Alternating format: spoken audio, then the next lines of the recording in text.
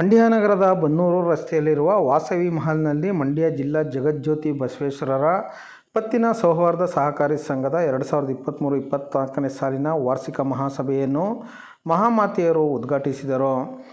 ಈ ಸಂದರ್ಭದಲ್ಲಿ ಸಂಘದ ಅಧ್ಯಕ್ಷ ಎಸ್ ನಾಗರಾಜುರವರು ಭಾನುವಾರ ಮಧ್ಯಾಹ್ನ 2 ಗಂಟೆ ಸಮಯದಲ್ಲಿ ಮಾತನಾಡಿ, ನಮ್ಮ ಸಂಘದಲ್ಲಿ 2,000ಕ್ಕೂ ಹೆಚ್ಚು ಸದಸ್ಯರಿದ್ದು ತುಂಬ ಜನ ಸದಸ್ಯರು ಸಹಕಾರ ಸಂಘದಲ್ಲಿ ಯಾವುದೇ ವ್ಯವಹಾರವನ್ನು ಮಾಡುತ್ತಿಲ್ಲ.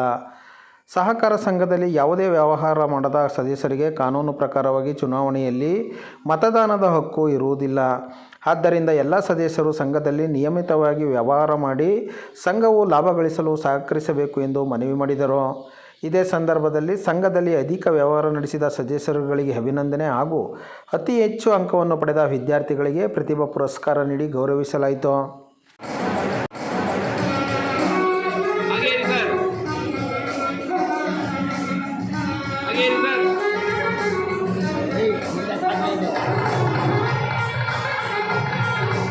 ಆದರೆ ಸರ್ಕಾರದ ನಿಯಮದ ಪ್ರಕಾರ ಅವರಿಂದ ಎಷ್ಟು ಬಾಕಿ ಬರಬೇಕು ಆ ಬಾಕಿನ ನಿಮ್ಮ ಆದಾಯದಲ್ಲಿ ಮೀಸಲು ತಂದಿರಿ ಅಂತ ಸರ್ಕಾರದ ನಿಯಮ ಇದೆ. ಅದಕ್ಕೋಸ್ಕರ ಈ ವರ್ಷ ಬಂದಿರತಕ್ಕಂಥ 90 ಲಕ್ಷ ಆದಾಯದಲ್ಲಿ 10 ಲಕ್ಷ ರೂಪಾಯಿನ ಆ ಆಸಕ್ತ ಸಾಲಗಳಿಗೆ ನಾವು ತೆಗೆದಿಟ್ಟಿದ್ದೀವಿ. ಅವರು ಮುಂದಿನ ದಿನದಲ್ಲಿ ವಸೂಲಿಯಾದಾಗ ಅದು ಸಹಕಾರಿಗೆ ಆದಾಯವಾಗಿ ಪರಿವರ್ತನೆ ಆಗ್ತದೆ.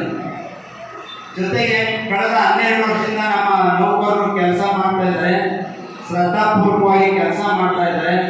ನಾವು ಕೊಡ್ತಾ ಇರ್ತಕ್ಕಂಥ ಸಂಬಳ ಬೇರೆ ಸಹಕಾರಿಗೆ ವಸೂಲಿ ತುಂಬ ಕಡಿಮೆ. ಆದರೂ ಕೂಡ ಅವರಿಗೆ ಕಳೆದ 11 ವರ್ಷದಲ್ಲಿ ನಾವು ಗ್ರ್ಯಾಚ್ಯುಟಿ ಕೊಟ್ಟಿರಲಿಲ್ಲ.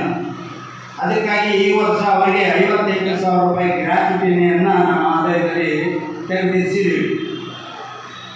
ಅದೇ ರೀತಿ ಏನು ಈ ಒಂದು ಸಹಕಾರಿಯ ಬೆಳವಣಿಗೆ ಸ್ಫೂರ್ತಿದಾಯಕವಾಯಿತು, ಅದಕ್ಕೆ ಕೆಲವು ಉದಾಹರಣೆಗಳನ್ನು ನಾನು ಹೇಳೋದಕ್ಕೆ ಇಷ್ಟಪಡ್ತೇನೆ. ಮೊದಲನೇದಾಗಿ ಏನು ಸಹಕಾರಿಯಲ್ಲಿ ವ್ಯವಹಾರ ಮಾಡ್ತೇನೆ ಇದ್ದೀರಾ, 2,000ಕ್ಕೂ ಹೆಚ್ಚು ಜನ ಸದಸ್ಯರು ನಮ್ಮ ಸಹಕಾರಿನಲ್ಲಿ ಇದ್ದೀರಾ. ಆದರೆ ತುಂಬ ಜನ ಸಹಕಾರಿನಲ್ಲಿ ವ್ಯವಹಾರ ಮಾಡ್ತಾ ಇಲ್ಲ. ದಯಮಾಡಿ ನಾನು ಮನವಿ ಮಾಡ್ಕೊತಾ ಇದ್ದೀನಿ, ಯಾರು ಸಹಕಾರಿನಲ್ಲಿ ವ್ಯವಹಾರ ಮಾಡಲ್ಲ, ವಹಿವಾಟು ಮಾಡಲ್ಲ, ಅವ್ರಿಗೆ ಕಾನೂನು ಪ್ರಕಾರವಾಗಿ ಮತದಾನದ ಹಕ್ಕು ಇರೋದಿಲ್ಲ. ನಾವು ಪ್ರತಿ ವರ್ಷ ಇದನ್ನು ಹೇಳ್ಕೊಂಡು ಬರ್ತಾ ಇದ್ದೀವಿ.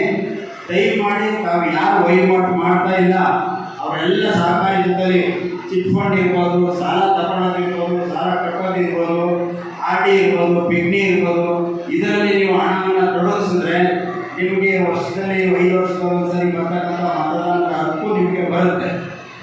ಮತ್ತು ನಮ್ಮ ಒಂದು ಗುರಿ ಏನಿದೆ ಈಗ ಅಂದರೆ, ಈ ವರ್ಷ ಸಹಕಾರಿ ಆದಾಯ 1 ಕೋಟಿಗಿಂತ ಹೆಚ್ಚು ಮಾಡಬೇಕಂತ ಒಂದು ಗುರಿಯನ್ನು ನಾವು ಇಟ್ಕೊಂಡಿದ್ದೀವಿ.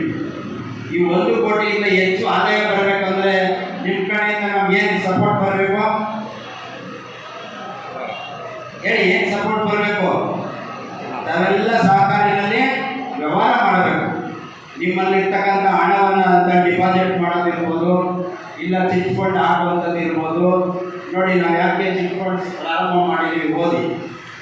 ಪ್ರತಿಯೊಬ್ಬರು ಚೀಟಿ ವ್ಯವಹಾರ ಮಾಡ್ತೀರ, ಎಲ್ಲೋ ಒಂದು ಕಡೆ ಹಾಕ್ತೀರ.